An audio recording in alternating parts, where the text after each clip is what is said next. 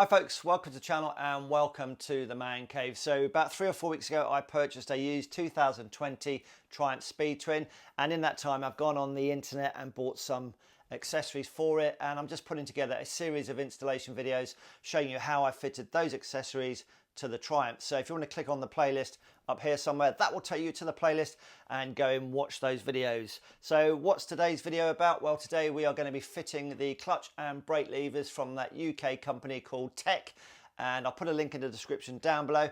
So if that's something you're interested in, stick around and I'll show you how we'll fit them. So here we go then folks, these are the levers from TEC, and I've got to say the quality is very good. So these are their CNC Long levers, and these will set you back about 42 quid. And if you go on the Triumph website and get the Triumph levers, they will set you back about £190.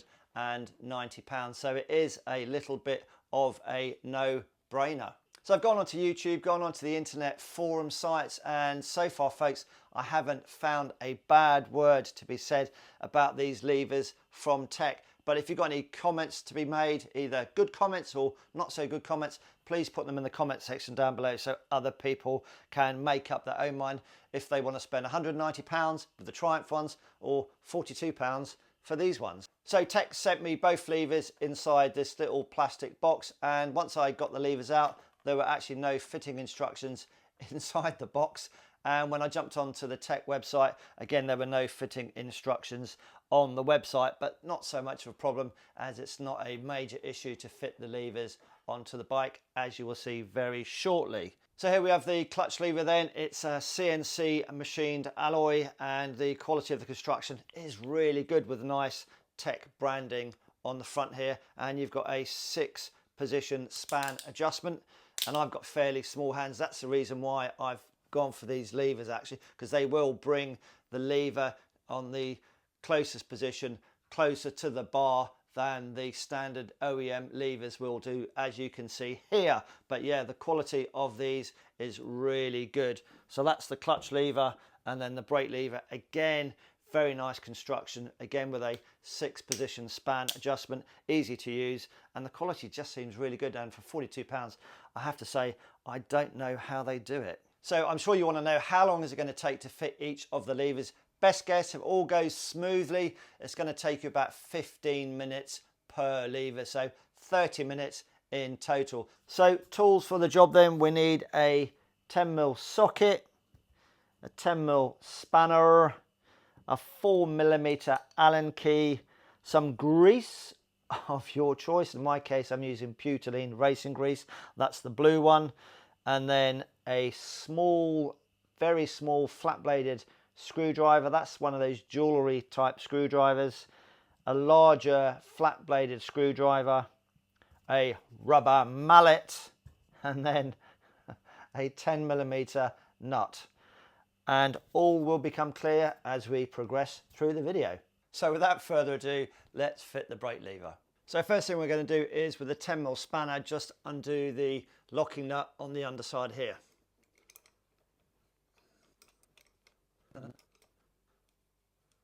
Keep that somewhere safe because we are going to reuse it. And then with your Allen key doofer, remove the retaining pin.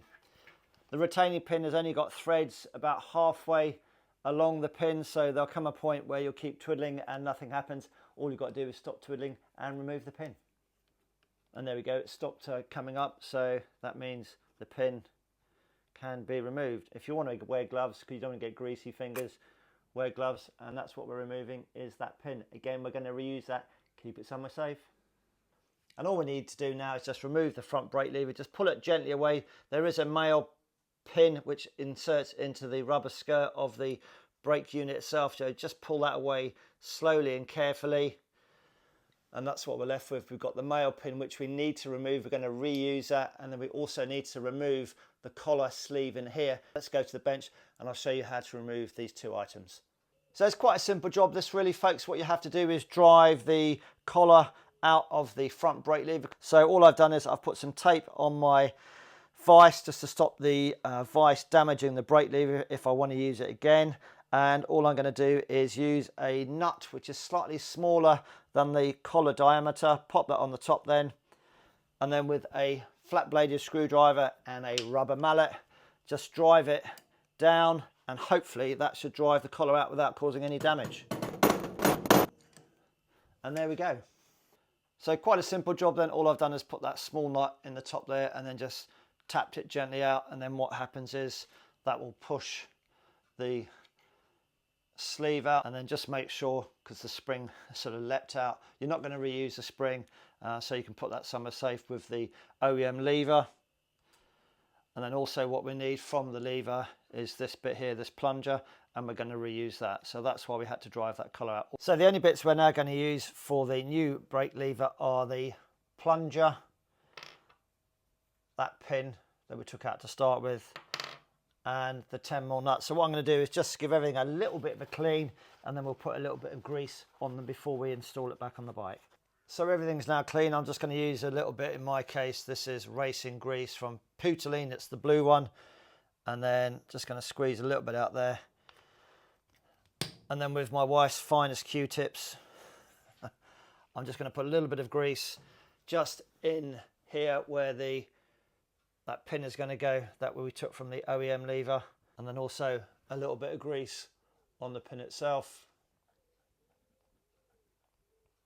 And then pop the pin in here. It doesn't matter which way around it goes. And this is where we need that little flat-headed jewellery screwdriver to make the whole installment that much easier, because if you don't do this, I think you're going to get very frustrated. Now, some people can put that male plunger into the brake unit, into the hole through that rubber skirt first time. I couldn't do it because it just kept concertinaing on itself, and it just wouldn't do it. So rather than use pliers and damage it, all I'm going to do is actually pop that skirt off, put it back on the male pin. You can see on the male pin there is a recess here which the rubber weatherproof, waterproof thing has to fit onto, and it was nigh impossible when I did it, so no doubt some of you have done it and become equally frustrated, but I just haven't got the time to faff with that. So I'm just going to remove that skirt, put it on here, and then refit it back onto the bike. So let's do that now. Folks, I'm sure there's more than one way to skin a cat, but this is how I'm going to do it.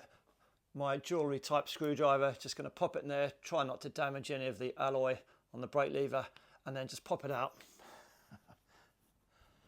And there we go. So that's what I've removed, and we're going to fit that onto that male plunger. Simple as. So there's the brake lever, there's the male plunger, there's the skirt that we've removed from the brake unit, and all we need to do now is slide it down until the skirt fits into the waistline of the plunger.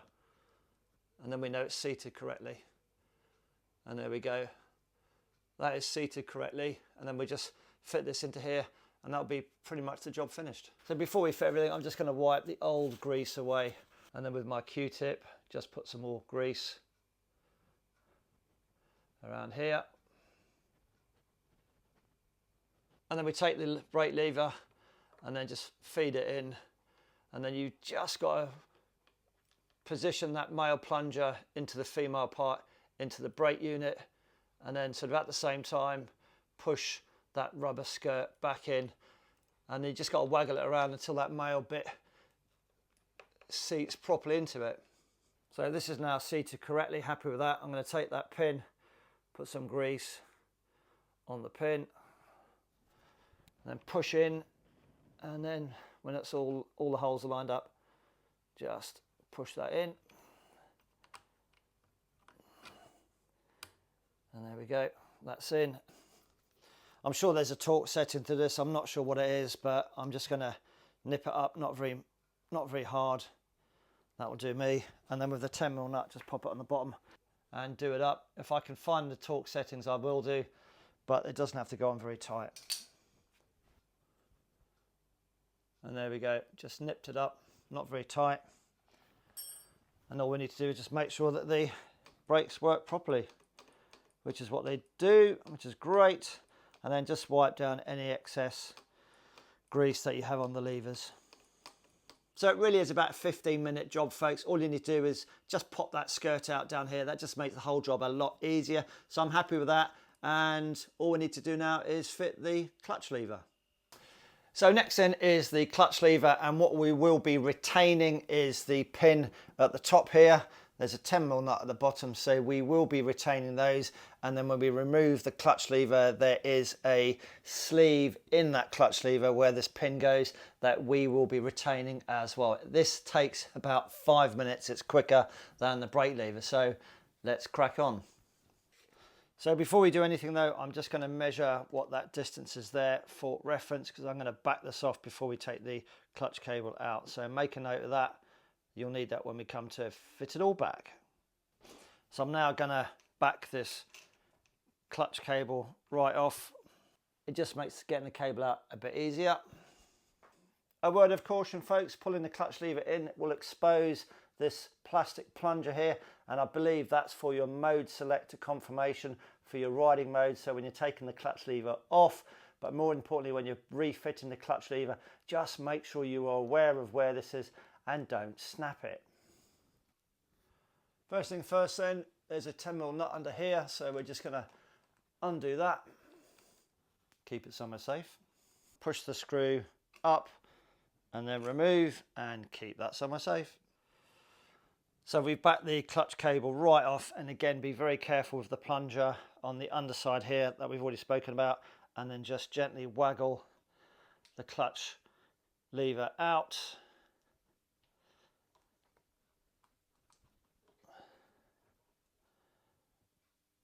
And so that's clear of the plunger there that you can see.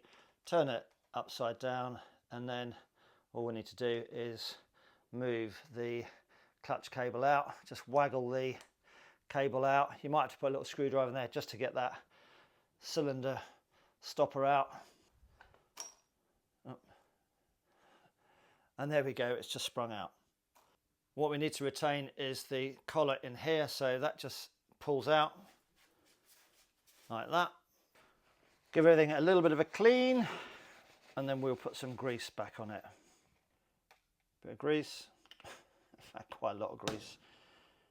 So a bit of grease on the collar and the screw, a bit of grease on the inside of the clutch here, and also where the cable will go, we put a bit of grease on the inside there as well.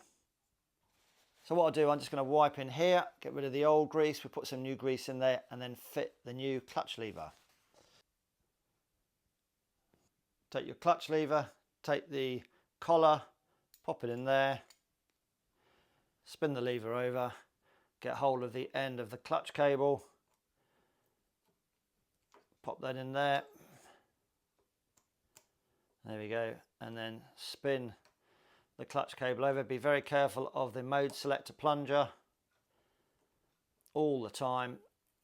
And I'm going to come down here just to make sure I'm not causing any possible damage to the plunger. I'm just going to push it in with my thumb and then push the clutch lever in fully. And that way we make sure we don't damage that mode selector pin.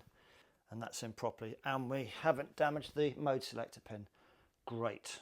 Then we take our nicely greased pin, and on the top of that pin there are some recess marks on there. So basically when you push it in, when it's seated correctly, it won't spin around because of the recesses. So it will only go in one way properly.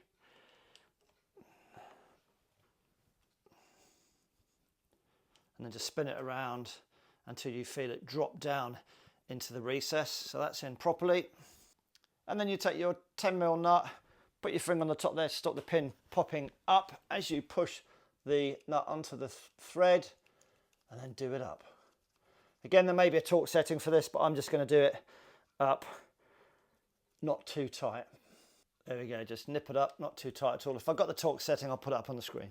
And then all we need to do now is just back the adjustment off until we get to the setting that we had previously.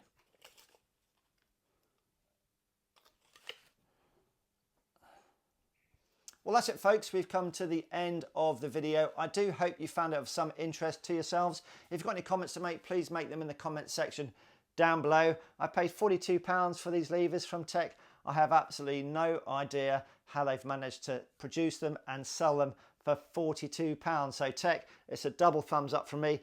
Fitment wise, yeah, they're not too bad. Allow yourselves half an hour, but the clutch lever is easier and quicker to fit than the brake lever. All that remains for me to do is hop on the bike, go for a little bit of a test ride, make sure the clutch lever is at the right bite point, and make sure the brake lever is working correctly. But other than that, yeah, it's a job well done.